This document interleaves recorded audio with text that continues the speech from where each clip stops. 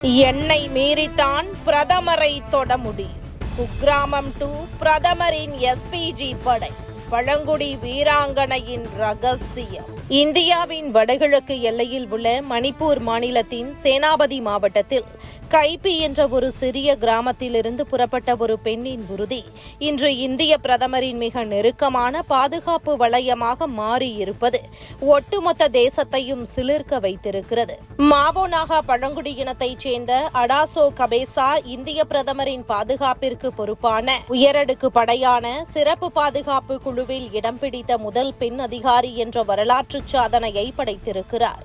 கடின உழைப்பும் அசாத்திய மனதிடமும் இருந்தால் ஒரு குக்கிராமத்திலிருந்து நாட்டின் மிக உயரிய பாதுகாப்பு பணி வரை உயர முடியும் என்பதற்கு அவரே ஒரு கண்கூடான சாட்சி. தனது ஆரம்ப கல்வியை உள்ளூர் பள்ளியில் முடித்த அடாசோ கபேசா நாட்டின் மீதான பற்றால் முதலில் எஸ்எஸ்பி படையில் இணைந்தார். உத்தரகண்ட் மாநிலம் பித்தோராகரில் உள்ள 55வது பட்டாலியனில் அவர் ஆற்றிய பணி அவரது ஒழுக்கம் மற்றும் போர்த்திறனை மேலதிகாரிகளுக்கு பறைசாற்றியது.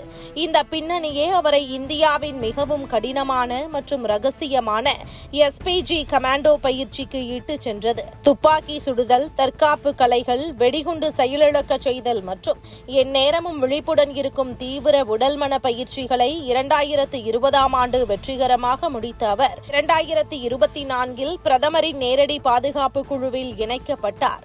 சமீபத்தில் பிரதமர் மோடி மேற்கொண்ட இங்கிலாந்து பயணத்தின் போது அவருக்கு மிக அருகிலேயே கருப்பு உடை அணிந்து கம்பீரமாக பாதுகாப்பு வழங்கிய அடாசோ கபேசாவின் புகைப்படங்கள் சமூக வலைதளங்களில் வைரலாகி வருகின்றன. நீண்ட காலமாக ஆண்கள் மட்டுமே ஆதிக்கம் செலுத்தி வந்த எஸ்பிஜி கோட்டையில் ஒரு பழங்குடி பெண் தடம் பதித்திருப்பது பாலின சமத்துவத்திற்கான மாபெரும் வெற்றியாக கருதப்படுகிறது.